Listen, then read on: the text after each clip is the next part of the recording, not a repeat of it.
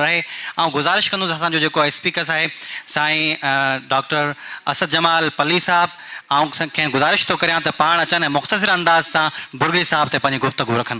अॼु ज़ोरदार ताड़ियुनि में डॉक्टर असद जमाल पली साहब। मूं अज़ीज़ के चयो त हिन फंक्शन में तो बुर्गड़ी पानी कोन पियारी न त बोतल नवाज़ कई ऐं यकदम वरी सॾु थियो त मुख़्तसिर शायदि ॿ टे ॻाल्हियूं आहिनि सिर्फ़ु अर्ज़ु करणियूं। हिन सदीअ जो पहिरियों शाइरीअ जो किताबु छपियो साईं वली मोहम्मद वफ़ा पली साहब जो। हिन सदीअ जो पहिरियों किताबु जेको 1 जनवरी ते आयो उन में असां ऐलान कयो हो त असां बुर्गड़ी साहब ते हिकिड़ो किताबु लिखणु चाहियूं था, असांजी मदद कई वञे। इंतिहाई ख़ुशी थी जॾहिं साईं मोहम्मद हाशिम साहब जो किताबु ॾिठोसीं त सम्झो नी असांजो उहो ऐलान कयल ख़्वाब पूरो थियो। हाणे बुर्गड़ी पंहिंजे लगायर साहब जो किताब ते त ॻाल्हाए चुका आहियूं, अॻु में बि गुफ़्तगू थींदी रही आहे, तमामु शानदार शइ आहे, रुॻो असांजो नौजवान पढ़े त वॾी ॻाल्हि आहे। मूंखे जेका ॻाल्हि करणी आहे उहा इहा करणी आहे त उन किताब जी छांवरे में वेही असां ॿियो कमु शुरू कयो आहे। उहो आहे त जेको बुर्गड़ी पंहिंजे लगायर साहब कमु कयो तमामु वॾो कमु आहे, छाकाणि त उतां ऑफिसिस मां शयुनि खे आणणु, सरकारी रिकॉर्ड जंहिंखे केरु चैलेंज न करे सघे उन सॼे कम खे आणणु, या लगायर साहब जी हिमत वियल आहे साईं हुनखे तौफ़ीक़ ॾिनी आहे अञा अॻिते लिखण लाइ तौफ़ीक़ ॾे। असीं छाकाणि त बुर्गड़ी साहब जा दंगाई माण्हू आहियूं, ॼण त चओ न सेड़े ते वेठल आहियूं ॼण त गुलाम साहब जे, त उतां खां असां इहो कमु शुरू कयो त असां बुर्गड़ी साहब जा ख़त ऐं मक़ामी रिवायतूं मक़ामी माण्हुनि सां अलॻि लाॻापा, छाकाणि त गुलाम साहब जी ॼमार अथो माॻी 16 साल 1908 में बैरिस्ट्री पास ऐं 1924 में दुनिया छॾी। इन्हनि 16 सालनि में उन माण्हू जेको कमु कयो आहे उहो केॾो वॾो कमु हूंदो, पर यकीनन उहो माण्हू राजनीतीअ सां ओड़े पाड़े सां तालुकात में माण्हुनि सां कीअं रहियो हूंदो, त असां उनखे गॾु करणु शुरू कयो आहे। माशाअल्लाह चङो ख़ासो मवाद गॾु थियो आहे।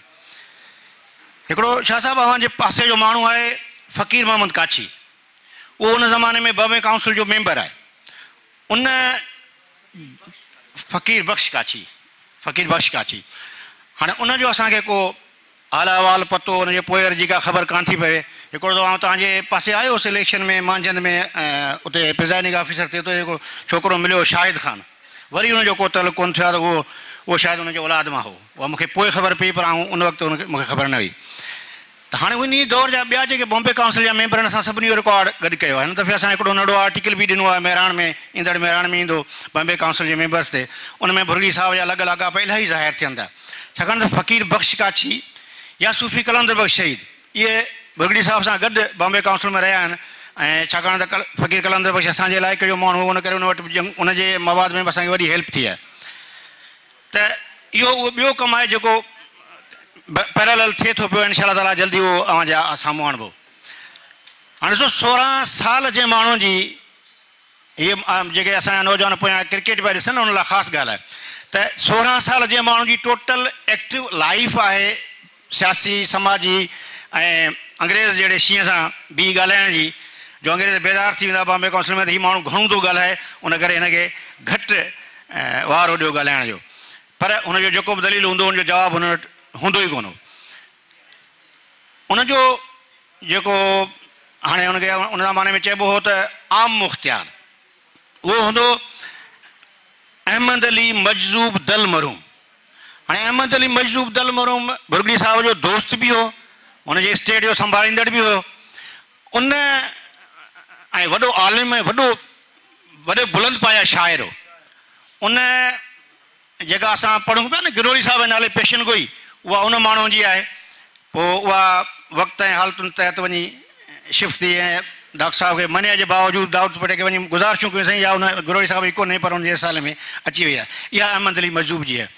हाणे उहो हिकिड़े ॾींहुं बंगले ते वेठो, इतफ़ाक़ सां को माण्हू कोन हो, ॿियो ख़िदमत चाकरी वारो, ऐं रईस सां वेठे कचहरी कई त रईस यकदमि चयो त मजज़ूब पाणी जो गिलास भला भर पियूं,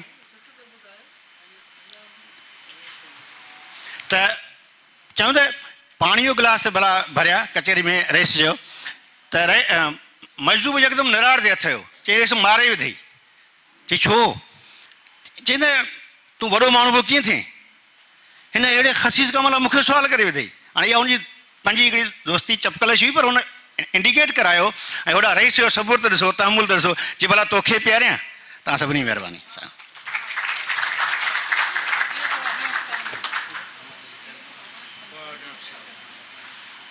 बिल्कुलु। ऐं साईं तव्हांजी वॾी महिरबानी, असद जमाल पली जी वॾी महिरबानी जो हिन 4.5 मिंट पूरा वरिता ऐं पूरी एॾी वॾी जामे ॻाल्हि रखी सघियो। मुख़्तसिर अंदाज़ में पूरी ॻाल्हि रखिजे त जीअं सम्झी सघनि त उहा वॾी ॻाल्हि हूंदी आहे।